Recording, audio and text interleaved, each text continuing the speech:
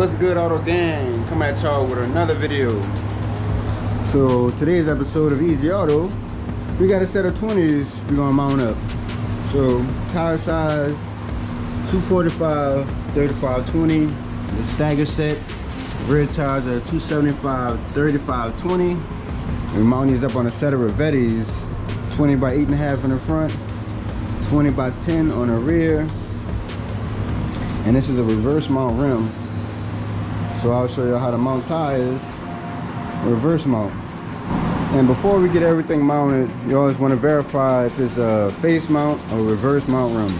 Face mount, the face of the rim will be facing up. Reverse mount, the face of the rim will be pointing down. So how do we know if it's a face mount? If it's a face mount rim, the inside of the wheel will be smooth right here, completely smooth. Sometimes you have a small hump, but it's smooth all the way around. If it's a reverse mount, you'll see a hump right here, which you see right here. So if you see this hump, then you know it's a reverse mount. If it's smooth, then you know it's face mount.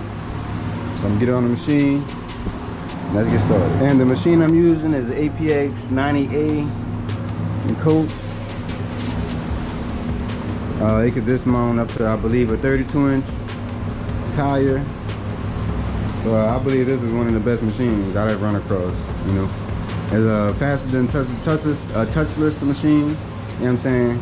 You got your arms right here, two arms right here, your tilt back lever, back, your air hose, your gauge right here, air, rotation for the tower, clamps open and close right here. We have this other arm right here, which when you're doing rims and tires, usually you'll use this arm and this right here, and maybe the tire arm, you'll be good. So let's get these rims on a machine and I'll show you how to mount a reverse mount rim.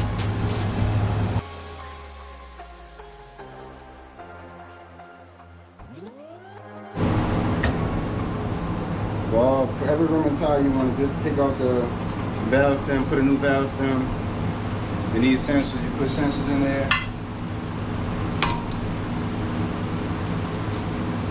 So I'm gonna take out this old rubber valve stem. So not every vehicle has sensors, so this is what I'm putting there. This is the tire pressure monitor sensor to tell you how much air you have in your tires. I had an old head tell me this was a tracking device, you know what I'm saying? So this is not a tracking device. So he thought it was a tracking device, so I'm gonna let him think what he think, you know. Because if you think it's a tracking device, I know you're gonna pay me my money, because I know where you're at.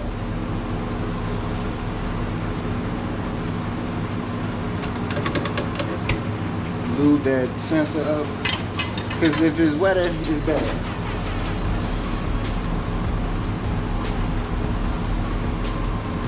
Everybody's so creative.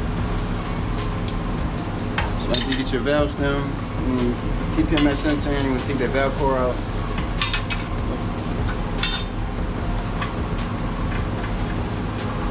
It's a valve core tool. It's a little core that's inside your valve stem.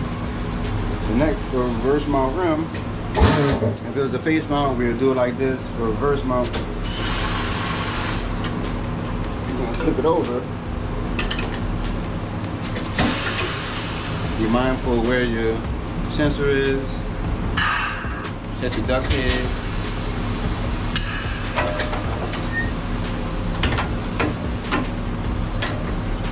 Once our duct head is set, we can tilt it back. Cambered in front, we good. And this back tire is 20 by 10, so we'll put the wider tire, of course, 275 35 20. And when you mount up tires, you want to make sure if it's an inside outside tire, if it's not inside outside, you want the DOT on the outside of the tire. If it's rotational, you want to make sure it's rotational for the passenger side, whatever side you're doing, or driver's side. So always be aware of if it's a rotational or inside outside tire. So this is the inside outside, so I'm gonna find obviously outside is going facing down, inside is facing up. Be aware of your sensor. Come right here.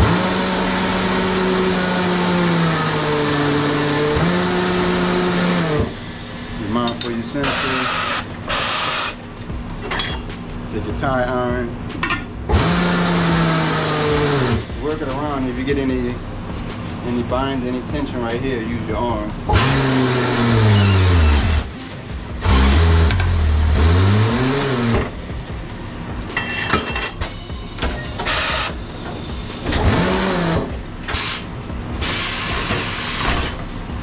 Voila. Follow these quick steps, you'll be able to mount and reverse mount rim.